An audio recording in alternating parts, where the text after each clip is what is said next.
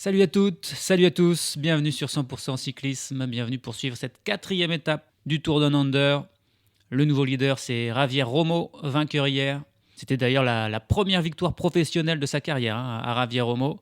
Il l'a eu sur une course World Tour en plus, bien joué, il est le nouveau leader. Il a quelques secondes d'avance sur Narvaez et sur les autres. Aujourd'hui, une étape un petit peu vallonnée avec notamment une ascension à un bon petit mur là, à 20 km de l'arrivée. La Nettle Hill, 1,8 km à 8,4%, qui pourrait mettre en difficulté quelques sprinteurs. Avant cela, quand même, on a d'autres ascensions, mais il n'y en a qu'une seule autre de répertoriée, c'est la Parawa Hill à mi-course, 3 km à 7%. Il y a des ascensions avant et notamment au tout début. On commence en montée avec, dès le début, 2 km à 6%. Là, c'est pareil, les échappés vont attaquer, je pense, dès le début pour tenter de se mettre à l'avant. Ça peut être une belle course pour les échappés qui ont du retard désormais au classement général. Les équipes de leaders ne vont probablement pas les poursuivre. Ce sera aux sprinteurs et à leurs équipes de se mettre à la poursuite, sachant donc qu'avec ce mur-là de 8% à 20 km, il n'est pas sûr que tous les sprinteurs passent. Donc ça va se jouer un petit peu entre deux scénarios possibles, soit les échappés qui vont au bout, mais bon, on le sait, les échappés, c'est toujours le scénario le moins probable, mais des fois ça arrive. Et s'il y a un jour où ça peut arriver dans le Tour Down Under, c'est bien probablement aujourd'hui. L'autre scénario, c'est un sprint, peut-être pas massif, mais un sprint avec peut-être 60-70 coureurs qui ont réussi à passer cette Nettle Hill. Donc les favoris du jour, c'est les sprinteurs qui savent le mieux grimper. Et donc c'est ceux qui hier sont passés tout simplement dans la première des difficultés. On avait notamment Tobias Lund Andresen qui pour moi sera mon favori du jour.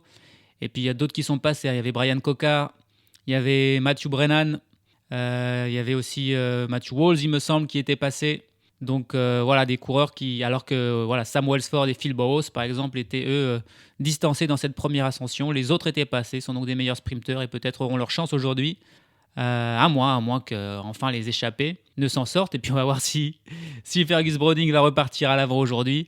C'est pas sûr, parce que les premiers points de la montagne sont loin. Donc peut-être qu'il va faire une journée de repos aujourd'hui, on verra. On va voir ça même tout de suite pour la 4e étape du Tour Down Under. Chute de Bellocchi juste devant Armstrong qui est parti dans le terrain. Et attaque de Pierre Rolland. Voilà ce que nous disons depuis le début de ce Tour de France. Une chute terrible. Christopher Froome à pied. Mais quelle image du Tour. On n'a jamais vu ça. 100% cyclisme, le podcast du vélo en direct. Ça va Marion? Désolé. Et c'est parti pour cette 4e étape, le kilomètre 0, et une attaque dès le kilomètre 0 de Taco van der Horn, le coureur de l'Intermarché Venti. Il est accompagné de... Qui c'est ça pour Ide Schelling. Ide Schelling pour Astana. Deux bons coureurs là. Van der Horn, Schelling, c'est des spécialistes, des échappés au long cours, des échappés qui vont au bout souvent. Ils sont que 2 pour l'instant. À être partis, ça ne sera pas suffisant. Allez, encore 2-3 coureurs qui les rejoignent et on aura peut-être une belle échappée aujourd'hui. Ils sont partis, le peloton n'a pas essayé de les empêcher de partir. Taco van der Horn, Ide Schelling, et il se retourne, il regarde Ide Schelling, est-ce qu'il y a quelqu'un d'autre qui vient? Pour l'instant, il n'y a personne d'autre. 158 km aujourd'hui, sous un beau soleil en Australie, il fait beau, il fait chaud. Il n'y a pas trop de vent. Idéal pour faire du cyclisme. Ils se retournent là, les deux, ils discutent entre eux, ils rigolent même, ils se retournent, ils disent on n'est que 2 là, il ne faudrait pas qu'on aille trop vite, parce qu'ils ont pris une bonne avance. Le peloton ne roule pas du tout. Ils se disent, attends, faut pas qu'on prenne trop d'avance pour qu'on en permette à 2-3 autres de nous rejoindre. S'ils veulent faire le jump, s'ils prennent 2 minutes d'avance trop rapidement, il n'y a personne qui va venir. Donc pour l'instant, ils attendent. Et du coup, il y en a un d'autre, il me semble, qui est sorti du peloton. C'est un coureur d'Arkea qui est parti pour rejoindre les deux Hollandais. Devant, c'est 2 Hollandais. Ils doivent bien se connaître. C'est Gyosué Epis. Mais qui est Gyosué Epis? Alors là, je découvre son nom totalement. On va apprendre à le connaître aujourd'hui. Gyosué Epis, ça y est. Il a fait un bel effort. Et il a rejoint les 2 Hollandais. Les 3 hommes qui ont déjà 50 secondes d'avance sur le peloton après 1 km de course. On a un trio devant. Et c'est bien. C'est pas assez. 1, 2, 3 de plus quand même, ça serait bien. Il est italien, Gyosué Epis.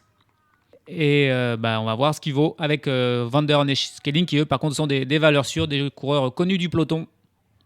C'est l'échappée du jour pour l'instant. Pour l'instant le peloton ne roule pas derrière.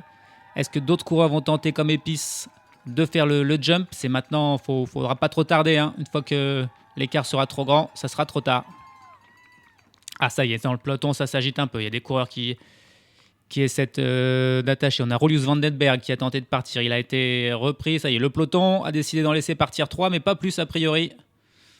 Ah, le peloton sous ses accélérations. Là, l'écart qui est redescendu d'un coup à 30 secondes. Il faut dire que les 3 de devant, ils donnaient pas trop justement pour permettre à des coureurs de revenir. Et ils ont tellement pas donné que maintenant le peloton revient. C'est bien d'attendre des coureurs supplémentaires pour l'échapper, mais il ne faudrait pas non plus permettre au peloton de revenir qui d'un seul coup a accéléré. Il est en file indienne, le peloton. Il y a des coureurs qui essayent d'en ressortir de nouveau. Mais le peloton qui ne laisse pas partir. Là, il y a 2 coureurs. Il y a un coureur de Lidl Trek là, qui attaque. C'est Juan Pedro Lopez. Il est suivi par un Movistar. Mais il est suivi par un Movistar qui... Alors, je ne sais pas s'il veut partir avec lui ou s'il l'empêche de partir. Allez, Mauro Schmid, là, le Suisse, qui part en contre. Le champion de Suisse, il est facile à reconnaître avec son maillot de champion de Suisse sur les épaules, Mauro Schmid. Il est parti et il a réussi à faire un écart, lui, cette fois-ci, sur le peloton. Un petit écart, ça roule derrière. Ça roule, a priori, le peloton est OK pour en laisser partir 3, mais pas plus. Plus que 23 secondes pour les 3 hommes de tête. Mauro Schmid, il roule pour la Jayco Alula, pour l'équipe australienne. Ah, Mauro Schmid qui est rejoint par un coureur lourd, alors qu'il y a une chute à l'arrière. Là, il y a des coureurs qui changent de vélo. On voit Jevine là qui repart sur un vélo. On n'a pas vu la chute, mais il y a des coureurs qui, en tout cas, ont été ralentis, gênés. Et il y a encore un coureur de la Cofidis là qui attend un vélo. C'est Alexis Renard. Et il attend. Il est au bord de la route. Il n'est pas blessé, hein, Alexis Renard, mais il a besoin d'un nouveau vélo. Et il n'y a personne qui lui amène. Allez, voilà, il y a des cassures dans le peloton. On n'a pas laissé partir Mauro Schmid, il me semble. Là, ça devient un peu n'importe quoi. C'était parti tout tranquille. Et alors là, ça part. Voilà, Mauro Schmid qui vient d'être pris. C'est Juan P. Lopez qui continue, lui, son effort. Je pense que là, il va en profiter pour... vu qu'il y a des cassures dans le peloton, c'est désorganisé. Et... Oh, si, il est tombé. Il est tombé, Alexis Renard. En fait, là, il a le cuissard déchiré. Un bel aperçu sur sa fesse droite, qui est bien un joli bleu. Mais ça doit faire mal, ça doit brûler. Mais il est reparti, il a un vélo. Et il va faire un petit effort maintenant pour rentrer sur le peloton. Alors, il n'y a plus vraiment de peloton là. On a les 3 hommes en tête. Et derrière, on a un groupe de 30-40 coureurs. Et derrière, il doit y avoir encore un peloton bien plus conséquent qui a été lâché. Sûrement peut-être à cause de la chute là qu'on n'a pas vue. Ce groupe de 30 coureurs qui ralentit, hein, qui neutralise un petit peu tout pour permettre peut-être à ceux qui sont derrière de rentrer. Ça pourrait permettre à l'échappée de reprendre de l'avance. Parce que là, il n'y a plus que 10 secondes. Hein, pour les 3 hommes de tête, on pensait que c'était parti. À un moment, ils avaient 1 minute. Et finalement... c'est pas le cas, mais ils sont toujours les 3 en tête, Van der Horn, Epis et Schelling. Voilà, alors là, il y a le deuxième groupe, le peloton un peu plus conséquent qui est en train de revenir sur le premier groupe. Il y a eu une belle cassure, hein, mais voilà, ça va se rejoindre à l'instant. Le premier groupe a attendu en quelque sorte le second. Est-ce que... Voilà, la jonction qui est faite. Et ça reprend pas un gros rythme derrière. La jonction, ça continue sur ce rythme tranquille. Pendant ce temps, on a Jevine et... Ah tiens, il y a Brian Cocard aussi qui a été pris dans la chute. Il n'a pas le cuissard déchiré, il n'est peut-être pas tombé, mais il a été ralenti. Brian Cocard qui aujourd'hui pourrait avoir une carte à jouer, hein, la petite ascension, là. Le petit mur, il peut le passer. Et ensuite, il pourrait être un des meilleurs sprinteurs encore restants. Et pour Jevine, c'est un coureur du classement général. Hein. C'est important qu'ils reviennent, ils sont un peu loin, hein, ça va leur coûter, mais bon, c'est le début d'étape. Il y aura le temps, ils sont dans les voitures, ils sont protégés, ils vont rentrer... petit à petit dans le peloton qui en plus là ne roule plus. On a un coureur d'IF aussi qui a été pris, qui revient à l'instant. Un certain Jardy Christian Van der Lee. Il y a des coureurs quand même, ça c'est bien le Tour de Under, c'est que il n'y a pas les grands noms du plateau, donc on découvre des coureurs. On découvre vraiment des coureurs. Comme notre Josué Epi qui prend le relais là en tête devant Van der Horn et Schelling. On est à 150 km de l'arrivée. L'écart officiel dit 14 secondes, mais je pense qu'il y a plus. Hein. Là, je pense qu'il y a une erreur dans le chronomètre. Ils ont plus. Parce que le peloton a ralenti. Eux, ils vont à fond. Et Jevine qui rentre avec Brian Cocard dans le peloton. Jevine, il a quand même la jambe droite en sang. Là. On ne voit pas où c'est blessé. On voit juste des traînées de sang. Il s'est peut-être ouvert au moins le genou de Jevine. Ça va l'handicaper pour cette étape. Alors aujourd'hui, pour les coureurs du classement général, il ne devrait pas y avoir trop de risques. Il faudra qu'il soit remis demain, parce que demain, c'est l'étape Rennes. Et il faudra être en forme s'il veut espérer remporter de nouveau le Tour de Under comme il l'avait fait il y a 2 ans. Voilà, avec Brian Cocard, il rentre à l'instant dans un peloton de nouveau groupé. et qui a laissé les 3 hommes de tête finalement partir pour l'aventure. Ils ont eu chaud. À un moment, c'était revenu à 10 secondes. Et là, l'écart qui est remonté à 26-27 secondes. Et ils vont être devant toute la journée, a priori. Encore 3 hommes. C'est pas beaucoup. C'est pas beaucoup. Allez, Mauro Schmid, tiens, qui tente de ressortir de nouveau du peloton. Le peloton qui s'était calmé, qui avait laissé partir 3 hommes. Et Mauro Schmid qui dit non, il a envie d'y aller. Aujourd'hui, dans l'échappée, Mauro Schmid, il est accompagné en plus d'un autre coureur. Donc là, ça devient intéressant. Là, si ces deux arrivent à rejoindre les 3 de tête, c'est qui est avec Mauro Schmid? Je crois que c'est un décathlon. Non, c'est un Soudal Quick-Step. C'est Junior Le Cerf, le Belge, qui accompagne Mauro Schmid. William Junior Le Cerf et Mauro Schmid qui sont partis donc en contre pour rejoindre les 3 hommes de tête. Ils ont 56 secondes à combler. Hein. Là, les 3 hommes de tête qui sont de nouveau un petit peu envolés grâce à un rythme tranquille du peloton. Et a priori, quand même, les deux hommes, là, ils ont aussi eu le droit, on va dire, en quelque sorte, de partir. Ça va leur coûter de rejoindre les 3 parce que les 3 devant, par contre, là, ils attendent plus. Ils roulent. Mais bon, s'ils arrivaient à les rejoindre, ça ferait 5 hommes à l'avant, 5 bons hommes. Le peloton, s'il veut aller au bout, les équipes de sprinteurs vont devoir s'employer au cours de cette étape et pas laisser trop d'avance, surtout avec des coureurs comme Van der Horn et Ide Skelling qui sont des coureurs d'échappée tout simplement, des baroudeurs et qui sont donc toujours un danger. Nous sommes à 146 km de l'arrivée. Ça n'aura pas mis trop de temps. En fait, il me semble qu'ils les ont attendus. Les 3 hommes de tête, finalement, on a dû leur dire dans les oreillettes, attendez, il y en a 2 autres qui arrivent, attendez-les, et vous serez 5. Et voilà. À peine la jonction entre Mauro Schmid et Le Cerf et les 3 hommes de tête, ils les ont clairement attendus. Parce qu'il y avait 50 secondes. Les autres étaient à mi-chemin entre le peloton et les 3 hommes. Ils les ont attendus et désormais ça repart. 5 hommes en tête. Voilà, ça, c'est une belle échappée. On n'avait jamais eu plus de 3 hommes jusqu'à présent. Là, il y en a 5, dont Schmid, Van der Horn et Skelling, qui sont connus pour leur qualité de rouleur. On connaît moins Le Cerf et encore moins Épice. Mais on va voir ce que ça va donner, jusqu'à combien de minutes ils peuvent prendre. En tout cas, c'est une échappée qui a de l'allure et qui va donner du fil à retordre au peloton. Ça va être intéressant de voir cette lutte. Là, par contre, je pense que plus personne va s'ajouter à eux. Ça sera 5 et pas plus. On est à 144 km de l'arrivée. Et l'échappée est définitivement formée. 125 km de l'arrivée, les 5 hommes de tête ont 1 minute et 46 secondes d'avance sur un peloton qui est mené par la Movistar, l'équipe du leader qui ne veut pas donner trop d'avance aux 5 hommes, parce qu'il y a quand même 2 hommes qui sont dangereux au classement général dans ces 5 hommes de tête. Mauro Schmid et William Junior Le Cerf, qui sont respectivement à 31 et 35 secondes de Javier Romo, donc vraiment pas loin pour l'instant. Ils sont les Mauro Schmid, le leader virtuel de la course. Donc il ne faut pas leur laisser 5 minutes sous peine de perdre le maillot ce soir. Donc c'est la Movistar pour l'instant qui roule plutôt que les équipes de sprinteurs et qui maintient cet écart autour des 2 minutes. C'est monté à 2 minutes 10 maximum. On approche du premier sprint intermédiaire de la journée. On va voir si justement Mauro Schmid et William Le Cerf vont se le disputer. 3 secondes, voilà, il a 31 secondes. Schmid, il en prend 3, il revient à 28. Si jamais l'échappée va au bout pour quelques dizaines de secondes, voilà, il peut faire un bon coup au classement général. On va voir si au moins ces 2 hommes-là vont se disputer. Les 3 autres, c'est peu probable. Ils sont tous ils sont à 8, 9, 12 minutes.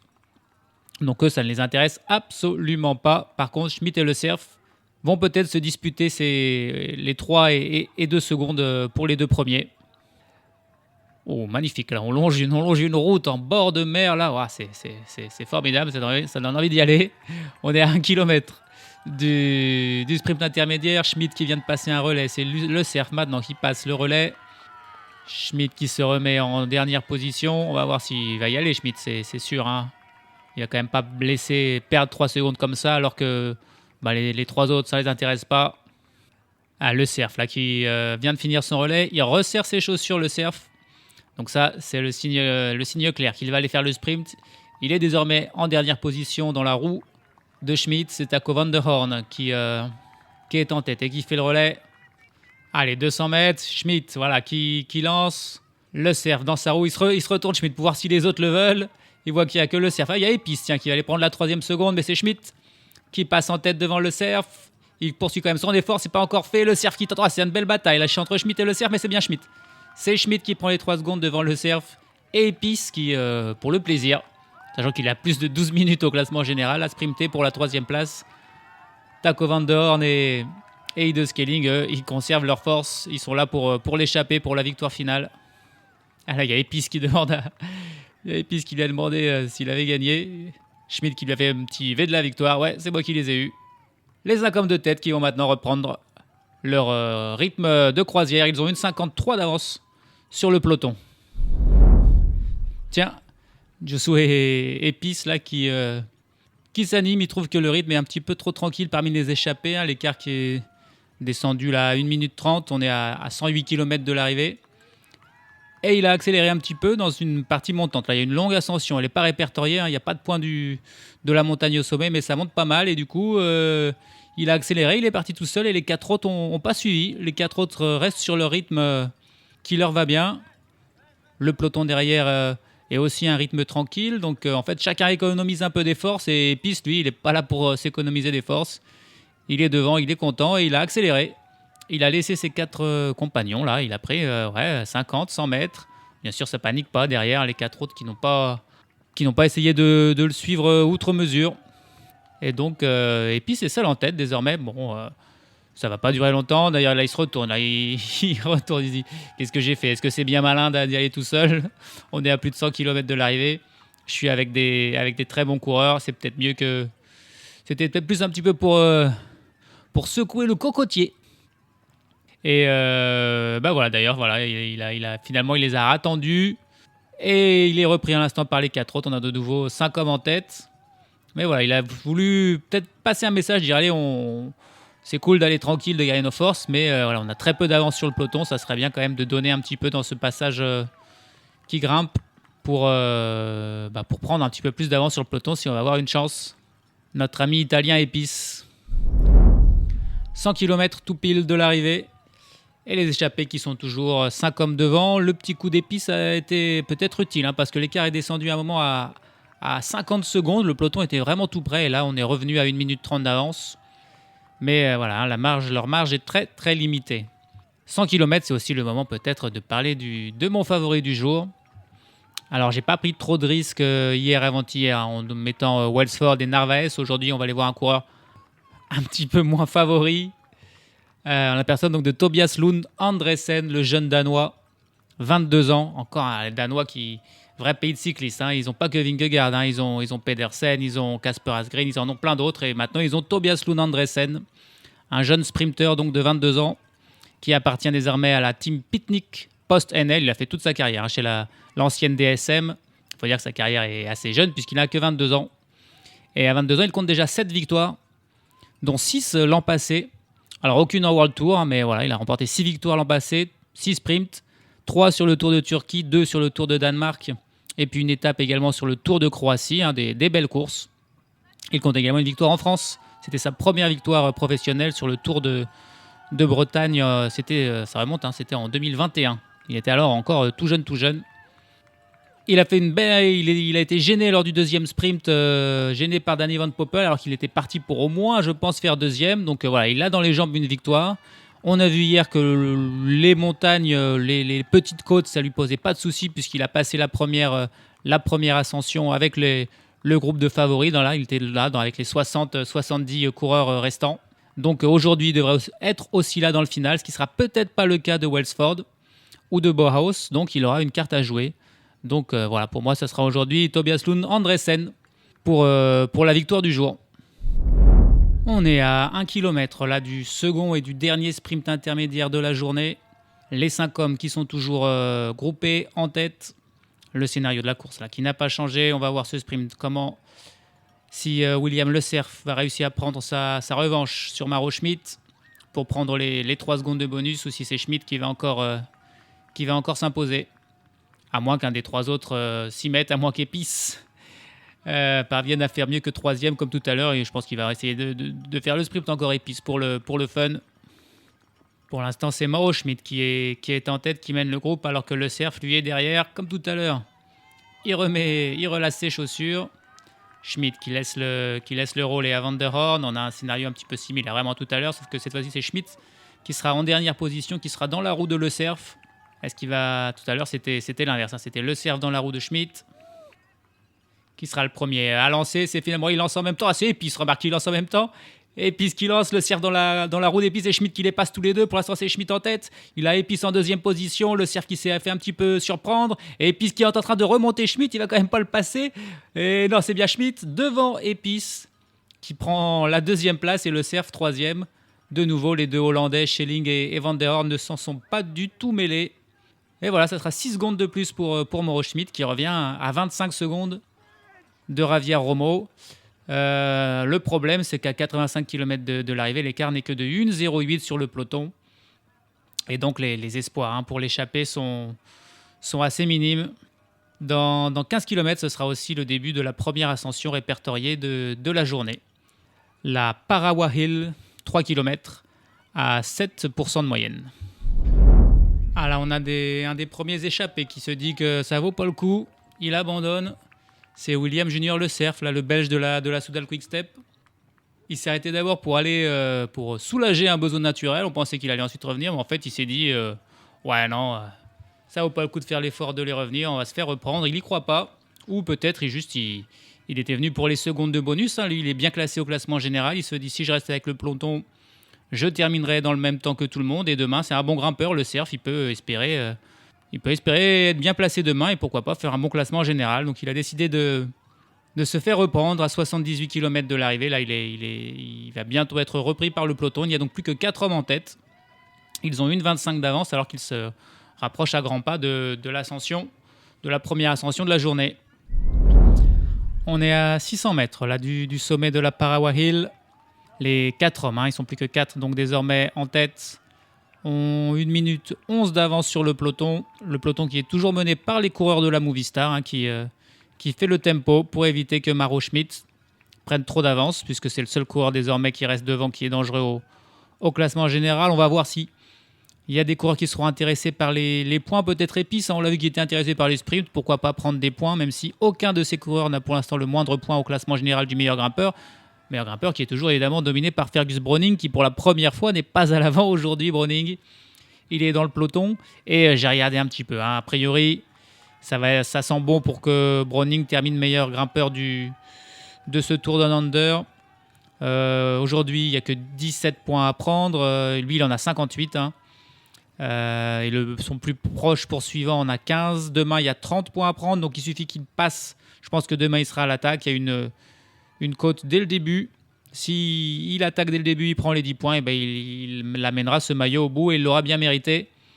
Là, on va voir s'il y a un coureur qui... Voilà, c'est seulement un coureur d'aujourd'hui. Si un coureur il y va, il prend les 17 points plus les 30 demain qui pourraient le mettre en danger. On est à 200 mètres. Pour l'instant, il n'y a personne qui fait d'attaque. On va voir si c'est Mauro Schmidt qui mène devant Épice. Est-ce que quelqu'un va juste faire la petite accélération pour se faire plaisir, prendre... Il y a 7 points là au sommet. 5 pour le second, 3 pour le troisième et 1 pour le deuxième. Pour l'instant, il n'y a personne qui y va. Et a priori, ça va être pour Mauro Schmidt. Non, personne n'est intéressé. C'est donc Mauro Schmidt au train qui passe en tête devant Épice.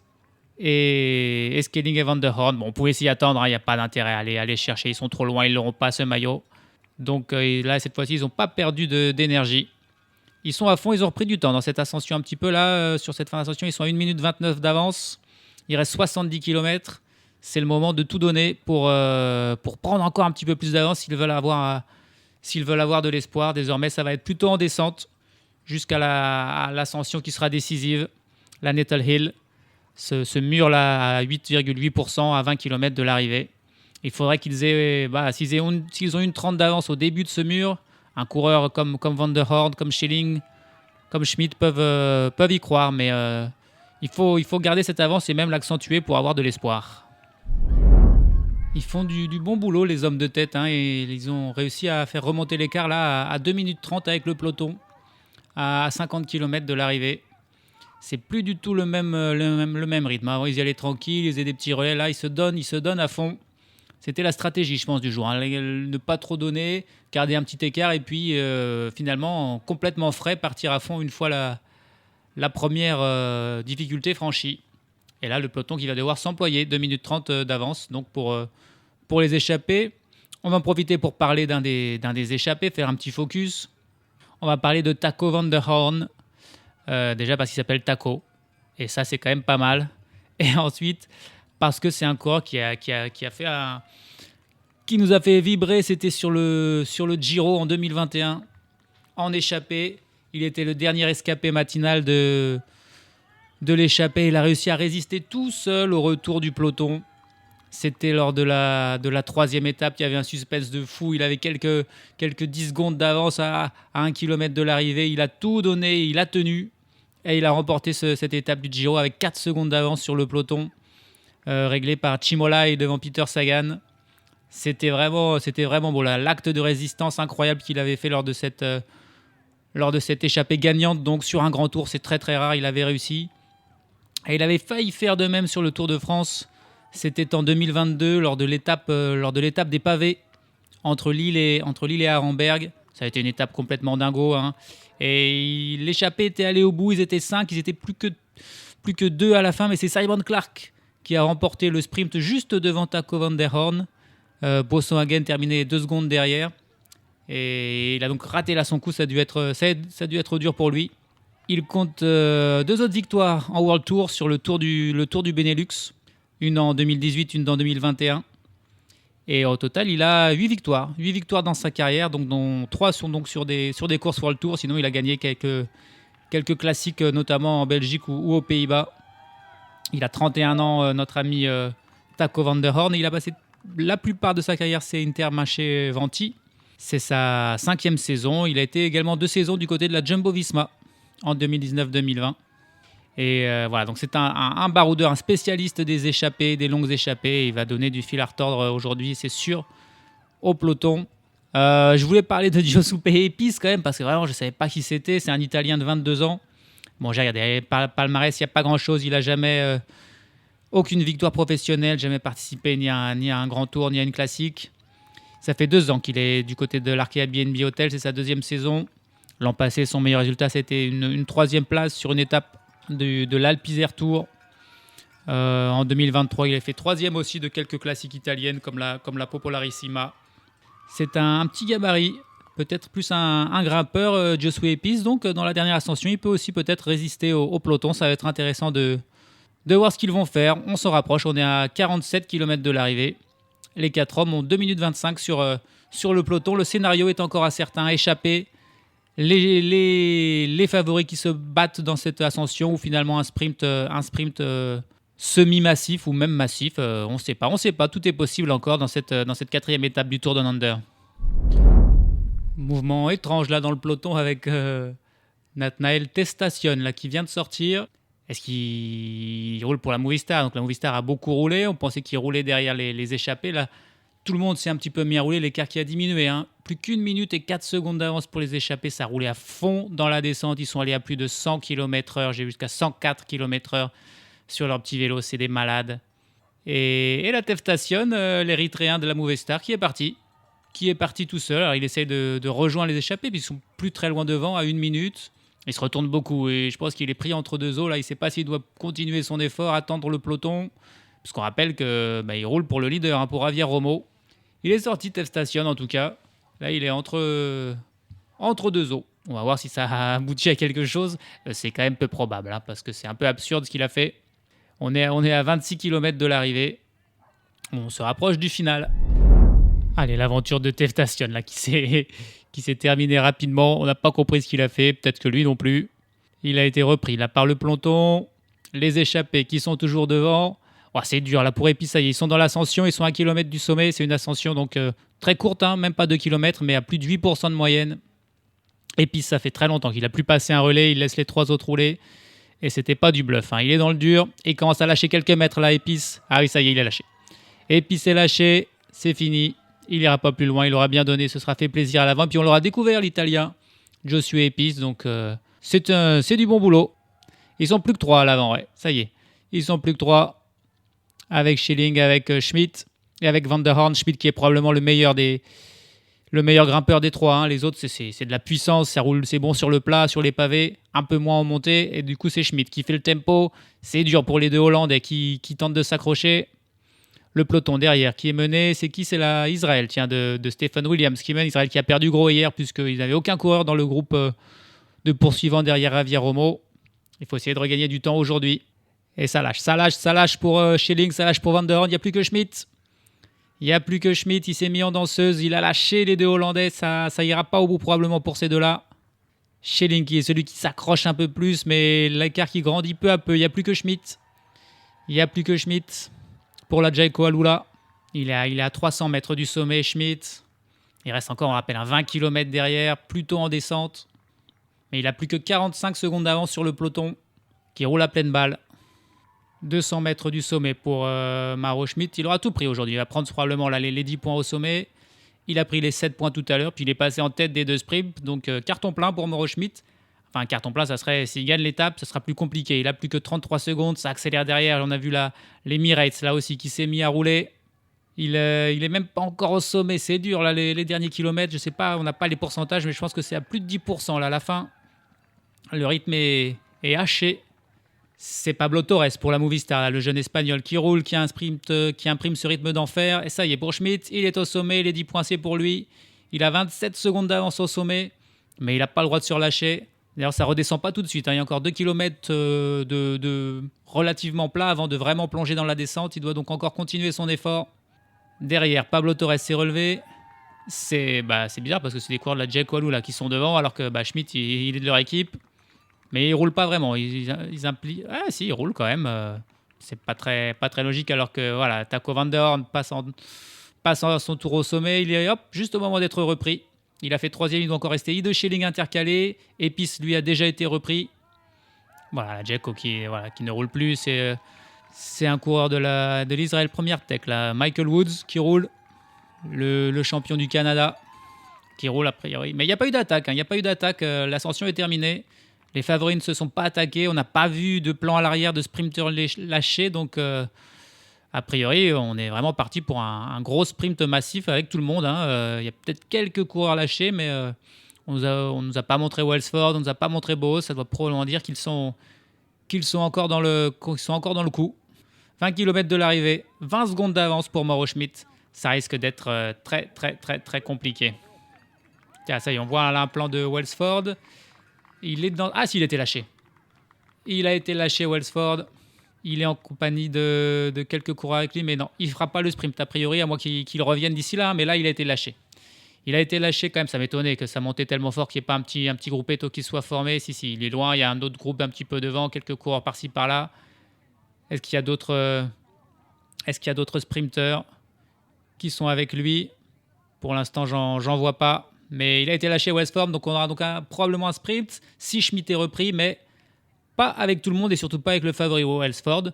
C'est pas mal ça pour mon petit leader Lund Andressen. Je dis ça, je dis rien. Et là on a un aperçu du peloton. C'est un peloton réduit. Ils sont peut-être 40 coureurs au final. Ce serait intéressant de savoir qui il y a encore comme coureur là-dedans. Il y a évidemment toujours Javier Romo, le leader. Qui on a? Est-ce qu'on a des bons sprinteurs? Je vois Matthew Brennan qui est encore là par exemple. Connor Swift est là. Je crois que Ben Swift aussi pour la Ineos Grenadier. Est-ce qu'on a... Qui on a encore là? Andrea Baggioli qui est là. Pas vraiment un sprinter, mais il a quand même une petite pointe de vitesse. Baggioli, ça pourrait être pas mal pour lui. Corbin Strong est toujours là. Corbin Strong, il a une belle pointe de vitesse aussi pour la Israël. C'est peut-être pour lui qui roulait aujourd'hui Israël qu'ils ont voulu durcir la course, éliminer des coureurs comme Wellsford pour que Strong puisse avoir sa chance, son opportunité aujourd'hui de remporter le sprint dans un groupe réduit. Mais encore faut-il rattraper Mauro Schmidt qui est toujours devant à 17 km de l'arrivée. Et pour Mauro Schmidt là ça va être fini, c'est logique. 13 km de l'arrivée et il va se faire reprendre par le peloton. On aura bien le droit à un sprint réduit. Il aura tenu le plus longtemps possible, mais là il a lâché prise là, dans les derniers kilomètres. Il avait 15 secondes d'avance pendant quelques temps, mais c'est fini. Il est repris, on aura un sprint. Il y a d'autres coureurs rapides que je n'ai pas cités. Il y a Tim Thorn Tuttenberg, le jeune coureur de la Lille Strek. Il y a aussi le jeune Vitten Philipsen, Albert Vitten Philipsen, qui est encore là. Il y a Jonathan Narvaez et Paul Lapera aussi, hein, plus des punchers, mais voilà, qui ont de pointe de vitesse, qui vont probablement essayer de sprinter puisque les meilleurs comme Welsford et comme Bohos ne sont pas là. J'ai toujours pas vu Tobias Lund Andresen. Par contre, est-ce qu'on a aussi Arne Marit qui doit être là parce que ça, on travaille pour l'Intermarché Venti, donc Marit doit être dans le coup, c'est un bon sprinter. Il a fait deuxième lors de la deuxième étape. J'ai pas vu Brian Coquard, est-ce qu'il est encore là? Il y a une petite remontée là. Et il y a un coureur de la UAE, c'est Pablo Torres qui en profite pour prendre quelques mètres d'avance sur le peloton. C'est pas vraiment une attaque, c'est juste que c'est tellement dur que voilà, il a imposé un gros train, il a pris de l'avance et il continue pour éliminer peut-être encore quelques coureurs, quelques sprinteurs pour permettre à Narvaez de gagner. Il y a un coureur qui est de la Décathlon qui tente de le rejoindre, c'est Andrea Vendrame. Ah, c'est un bon sprinter Vendrame aussi. Il l'a rejoint, il la rejoint facilement là. Je pense qu'il donne pas tout. Pablo Torres, ils sont deux en tête, ils ont fait un petit écart, le peloton qui doit bouger. Et Torres, il est là, il parle à l'oreillette, est-ce que je dois rouler alors que j'ai Vendrame dans ma roue? A priori, c'est non. Et le peloton va revenir. Il est ramené par un coureur par Oscar Onlik, qui est revenu. Coureur de la Groupama. Et Wissaski, c'est un bon sprinter aussi qui est là. Je crois que Matthew Walls pour la Groupama FDJ, un bon sprinter. Troisième lors de la première étape et aussi encore là. Il y a du monde encore, il y a du sprinter. On est à 10 km là, de l'arrivée. Et le groupe de tête est de nouveau compact. Ah bah et voilà, je dis ça, il y a une nouvelle attaque là. Encore un coureur de la Groupama. Qui est-ce qui est parti là pour la Groupama? Ah, c'est Sven-Erik Bistron. Il est suivi par un coureur par Marc Soler. Pour la UR8, c'est qui est-ce que c'est là pour la Uneos? Que c'est Sheffield, c'est Magnus Sheffield, ouais. Sheffield qui prend le relais, prend un gros relais, ouais, c'est pas mal. Bon, le peloton est juste derrière, hein. Ils ont pris quelques avances, ils tentent leur coup. Les 3 hommes après tout, hein, pourquoi pas, hein. Ils ont vu que ça a marché pour Javier Romo hier. Ça pourrait marcher pour eux aujourd'hui. Mais ça marchera pas parce qu'ils viennent d'être repris par un coureur de la Groupama en plus. Donc là, c'est pas très logique. C'est un Groupama qui a repris les 3 hommes de tête où il y avait un Groupama. Allez, c'est Chris Harper là, qui tente de repartir avec encore un Groupama dans sa roue. Groupama, c'est qui là? C'est encore Byström qui l'accompagne, Chris Harper.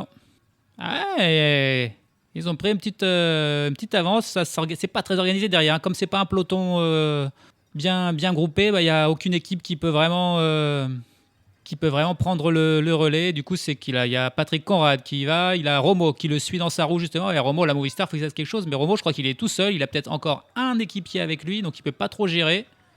Donc pour l'instant, c'est pas mal pour Chris Harper et Byström. Il y a Pablo Torres qui tente de repartir en compte. Voilà, c'est chacun qui fait un coup. Javier Romo qui suit désormais Pablo Torres et qui ramène un petit peu tout le monde sur Torres, mais pas sur les 2 hommes de tête qui sont 200 mètres devant. Hein. C'est loin d'être fait, évidemment. On est à 8 km. Byström et Harper qui donnent tout ce qu'ils ont. Ils se retournent beaucoup. Ça roule fort derrière, hein, ça roule fort. C'est un Emirates encore qui roule. Et ils vont être repris. Ça revient. Grâce à un gros travail de la team Emirates XRG. Je vois un coureur de la Cofidis, tiens là. Oula, c'était un spectateur qui fait du VTT sur le côté. J'ai cru qu'il y a un coureur qui était devenu tout fou. Mais non, c'est... Oh, il prend des risques, il fait une roue à côté du peloton. C'était risqué. Mais c'est passé. Allez, le peloton, le groupe de tête, on va dire, hein, qui est même regroupé. Ils étaient en file indienne tellement ça allait vite, mais là, ça y est, c'est de nouveau compact à 7 km de l'arrivée. Ah, s'il est là, Andresen. Ça y est, Lund Andresen, je le vois. Il est à côté de Tottenberg, à côté de Bussato pour la Intermarché. Il est dans le groupe, il aura donc sa chance. 4 km de l'arrivée, c'est l'Israël Première Tech qui continue de rouler, d'imprimer un gros rythme pour éviter toute attaque. On roule pour Corbin Strong, là, clairement, pour Israël. On a pas mal d'Ineos encore aussi qui sont là, qui vont tenter. Ils ont plusieurs cartes en plus, Ineos à chaque fois. Allez, Michael Woods qui se relève après George Bennett. Mais c'est toujours un Israël Première Tech qui mène le peloton. On est à 3 km de l'arrivée. Ah, il y a des Cofidis qui remontent. Coquard doit être dans le coup là, ce qui est logique. Oh, il y a un Israël là qui a une crevaison ou quelque chose et il fait un signe pour montrer à tout le monde que ça va pas. Mais il n'y a pas eu de chute, c'est bon. Il est bien là, Brian Coquard.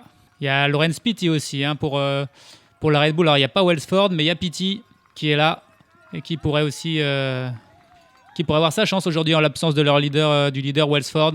Je ne suis pas sûr que Van Poppel soit encore là par contre pour le lancer. Hein. C'est Ineos maintenant qui prend la tête. Ils sont 3 à 2 km de l'arrivée. Ils sont même 4 là parce qu'il y a qui est-ce qui remonte là, c'est Kwiatkowski qui remonte. A priori, il roule pour Samuel Wapson plutôt la Ineos. La Groupama qui remonte aussi Matthew Walls. Il n'y a pas beaucoup de trains, hein. Ils sont que 2 la Groupama. Mais c'est eux qui sont désormais en tête. On a deux Groupama et derrière 5 Ineos. C'est pas mal pour Ineos, ça pourrait être leur chance. Alors que la Groupama, ils sont déjà peut-être un petit peu trop... Ils sont trop devant, hein, vu qu'ils sont que 2 pour Matthew Walls. Et alors que Baos est bien là. Baos est là et Baos a résisté. On ne l'avait pas vu encore et là, il vient de remonter. Donc il aura... Ouais, c'est une bonne opportunité pour Baos aussi. Du coup, aujourd'hui, il n'y a que Welsford qui a été lâché au final. Hein, parmi tous les sprinteurs. Il n'y a que 40-50 coureurs, mais tous les sprinteurs se sont accrochés et il manque que Welsford. Ça va vite en plus, ça arrive en légère descente, il y a un grand virage là sur la droite, on est à moins d'1 kilomètre je crois de l'arrivée. C'est Ineos qui a un train parfait, Ineos. Lewis Husky qui est derrière, on a lancé, c'est Brian Coquard qui lance de loin. Brian Coquard qui est le premier à lancer, comme toujours il lance de plus loin, c'est Coquard qui est en tête. Pour l'instant il a Baos dans sa roue, il a Narvaez à côté. Baos qui est en train de dépasser Coquard, est-ce que Coquard va tenir? Peut-être c'est pour Coquard. Allez Thiago, c'est Baos qui le remonte. Oh, c'est Coquard ou Baos. C'est Coquard ou Baos. Et c'est Laurens Pitty qui est derrière, il me semble. Il a fait des grands gestes, Pitty. Il a peut-être été bloqué, je sais pas. Ouh, va falloir voir la photo finish. On espère que c'est pour Brian quand même, ce serait beau. C'est le Tour d'Australie, ça lui va bien. C'est le seul endroit où il a déjà remporté une course World Tour. Ah, on va voir ça sur la ligne. C'est pour Coquard. C'est pour Brian Coquard qui s'impose aujourd'hui. C'est Brian Coquard qui gagne. Oui, c'est beau ça, devant Baos. Superbe, c'est sa deuxième victoire au World Tour. La première, c'était il y a 2 ans, ici même en Australie. Et il s'impose aujourd'hui de nouveau. Magnifique boulot de la part de Coquard. Il a lancé de loin encore. Et il a résisté au retour de Baos, qui est quand même plus puissant. Baos, c'est un monstre, il doit faire 20 kilos de plus que lui. Et il a résisté au retour de l'Allemand. Brian Coquard qui est félicité là, pas un coureur de la Groupama. C'est bien pour la Cofidis, pour Brian Coquard qui donc s'impose aujourd'hui. On va voir qui suit sur le top 10. On a donc Baos, deuxième. C'est Narvaez qui faisait des grands gestes en fait. C'était pas Pitty, Narvaez qui faisait des grands gestes. Derrière Coquard qui vient prendre la 3e place. Laurens Pitty, 4e. Liam Walsh qui prend une belle 5e place. Liam Walsh, il court pour la National Australian Team. Hein, donc c'est vraiment un joli résultat pour cette équipe et pour lui. Samuel Watson pour Ineos Grenadier termine 6e. Tobias Lund Andresen, que j'avais mis comme favori, termine 7e devant Corbin Strong, Tim Tottenberg et Henry Ulig qui complètent le top 10. Mais il y a un disqualifié. C'est pas Brian Coquard, malgré les grands gestes de Narvaez à son encontre, c'est Laurens Pitty qui est disqualifié. Laurens Pitty, il a une très mauvaise réputation dans le peloton. Alors je ne sais pas ce qu'il fait à chaque fois, mais là il a dû faire un gros mouvement. Il a été rétrogradé. Je revois justement le ralenti pour voir ce qu'il a fait de dangereux. Pitty, là, il a été rétrogradé à la 72e place, donc à la fin de ce groupe. Donc tous les coureurs derrière lui gagnent une place. Ça permet à Dorian Gaudon d'entrer dans le top 10. Il avait fait 11e, il fait finalement 10e. Je regarde le ralenti encore là avec Pitty, qui joue des coudes avec le coureur de la Groupama, avec Lewis Husky. Et là, il essaie de... Ah, il est parti de... Ouh, ah oui, d'accord, il a bloqué... Ah oui. C'est pas Narvaez, on ne sait pas trop de quoi il se plaint. Par contre, Pitty, il a bloqué qui? Il avait bloqué Corbin Strong, je crois, sur les barrières. Non, Henry Ulig de l'Alpecin de Koenig. Oh, il a failli le faire tomber, c'était vraiment dangereux. Vraiment, vraiment dangereux ce qu'a fait Pitty. C'est normal qu'il soit disqualifié. Par contre, j'ai pas vu de choses répréhensibles de la part de Coquard. Et d'ailleurs, il n'a pas été disqualifié. Donc la victoire pour Coquard devant Baos et Narvaez. Au classement général, pas de changement. Javier Rono est toujours leader, mais il n'a plus que 4 secondes d'avance sur Narvaez, puisque Narvaez a pris la 3e place et donc les 4 secondes de bonification. Patrick Conrad et Finn Fischer-Black suivent à 10 secondes. Bastien Tronchon était toujours dans ce groupe et est toujours 5e à 12 secondes. Et puis ensuite, on a le groupe de quelques coureurs à 15 secondes avec Sheffield, avec Vitten Philipsen, Jevine, Rémi Rochas, Chris Harper, qui sont tous dans le top 10. Au classement par points, Sam Welsford est toujours leader, mais avec 60 points, il n'a plus que 8 points d'avance sur Brian Coquard, qui pourrait faire de ce maillot un objectif. Tim Tottenberg, il n'a pas encore gagné, mais il est toujours bien placé. Il est 3e de ce classement du maillot à points. À la montagne, c'est Fergus Browning, bien sûr. Il devance largement Mauro Schmidt et Zach Marriage. Et a priori, c'est lui qui va remporter ce maillot. Il a juste à finir le boulot demain, mais je pense même sans rien faire. Il n'y a personne qui ira le rattraper. Il a trop d'avance. Il a 58 points contre 17 pour Schmidt. Et puis au classement du meilleur jeune, pas de changement, c'est toujours également Wittem Philipsen, le jeune coureur de la Lidl-Trek qui a 15 secondes d'avance sur Zach Marriage, qui est donc était encore lui aussi là dans le final. Un beau tour pour Zach Marriage. Et Pablo Torres pour la Team Emirates qui est à 20 secondes. Demain, c'est la grosse étape, l'étape reine, avec l'arrivée au sommet de la Willunga Hill traditionnelle. Il y a toujours la Willunga Hill sur le Tour Down Under. C'est le passage obligé, c'est comme la Tour Eiffel, les Champs-Élysées sur le Tour de France. On la montre à 2 reprises, une vingtaine de kilomètres de l'arrivée, mais surtout, c'est au sommet de la Willunga Hill que sera jugée l'arrivée demain. C'est donc une arrivée au sommet, ça sera donc pour les punchers et pour les favoris du général. Est-ce que Javier Romo va réussir à résister à Narvaez et consorts? On saura ça demain dans l'étape reine du Tour Down Under. Salut à tous, salut à toutes.